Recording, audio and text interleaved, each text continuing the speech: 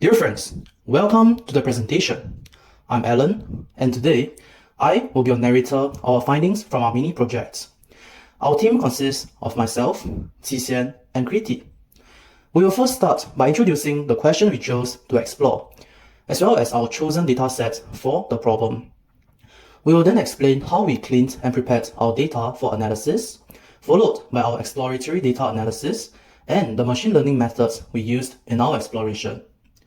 According to Statistica, the gaming industry is projected to be worth $455 billion by the end of this year in 2024. With the advancement of technology in the contemporary world we live in, video games formed the foundation of entertainment in most of our childhood, or find its way to the lives of many adults. This led to us to wonder, how does the features of the game affect the rating of it, and what should the developer consider when creating a game that does reasonably well? Video game digital distribution service and storefront, Steam, has the largest market share of 75% since 2013. Worth roughly $10 billion, it houses many games. This is why we decided to choose Steam, as the majority of people who play video games are very likely to have tried or are active players on the platform. Thus, the data provided would serve as a good representation of what appeals to gamers in general. We took the dataset from Kaggle, and why we decided to settle for the dataset, as it has a large initial sample size of 60,000. Even after we clean the data, it is likely that there is still sufficient data for analysis. It contains some really interesting and intuitive categories that are worth exploring, such as the primary genres, the number of positive reviews, and total number of reviews. These are some of the categories that we thought would be worth our time looking into it, as we want to think from a layman's perspective. What would someone realistically look at when they are determining whether or not a game is considered worth buying? This is why we decided to go with this particular dataset. We first start off by cleaning the dataset by removing null variables as well as any wrong values. We wanted to remove data points that have missing entries because when we compare the categories subsequently, we want to ensure a fair comparison. Next, we removed the wrong values. Wrong values such as non-numeric and negative values are removed, as ratings and reviews should be positive values only. We also removed games that are classified as unknown genre, as we want to know exactly what genre does well.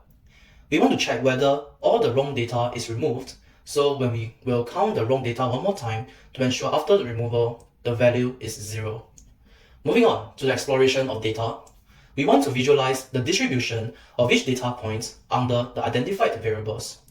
We generally use the box plot, the histogram plot, and bar plots. The swan plot is also used for the rating to have a rough gauge of where the majority of each individual game lies in terms of rating. It is identified to serve as more of a visual estimate, so it is not used for other variables.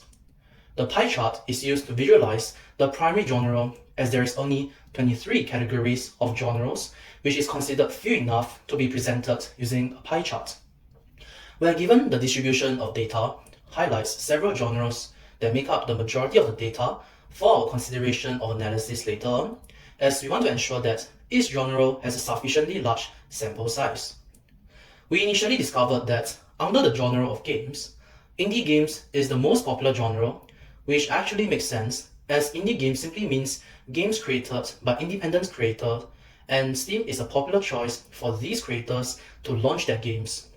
Given the disproportionate amounts of indie games, we suspected that indie games probably would do very well on Steam, as so many developers are still uploading it, probably because of the unlimited creativity that an independent developer can have as compared to larger corporations.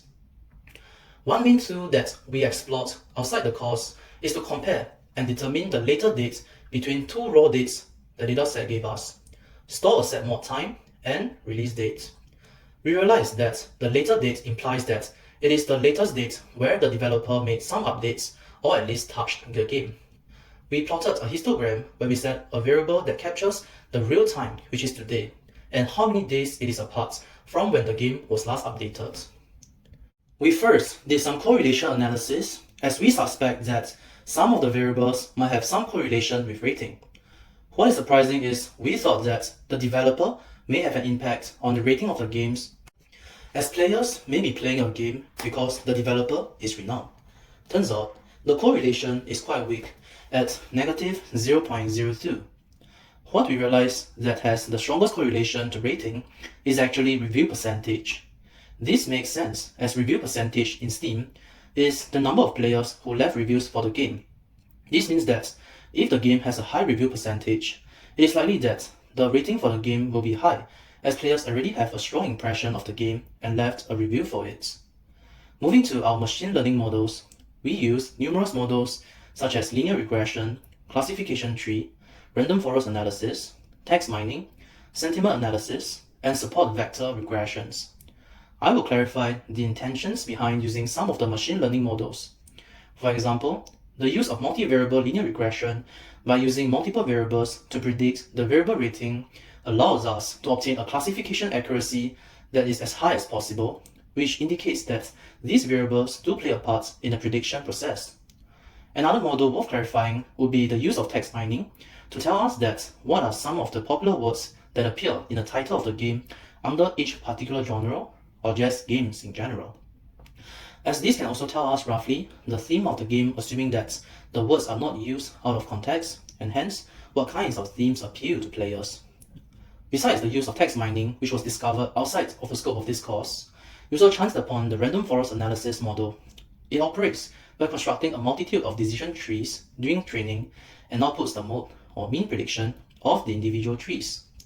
It is advantageous as it combines multiple decision trees, which reduces overfitting, high prediction accuracy, and most essentially, it tells us which features are most important when it comes to making predictions.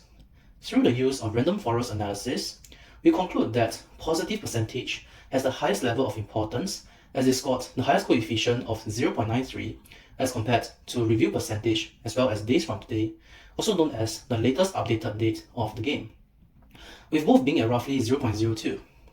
Additionally, the majority of the data have a residual of 0 or close to 0, which means that the predicted rating is the actual rating, which suggests the model is unbiased and a good fit. All in all, the random forest analysis saves us some time by telling us which category is best able to predict rating so that we can focus on that particular category instead. With the numerous machine learning and regression models explored, we ultimately conclude that there are many plausible ways to determine what would result in a particular game to do well, as the problem is complex and multifaceted in nature, and there is no one-size-fits-all method that is able to give us a definite answer. We continued using models such as support vector regression, sentiment analysis, and classification trees.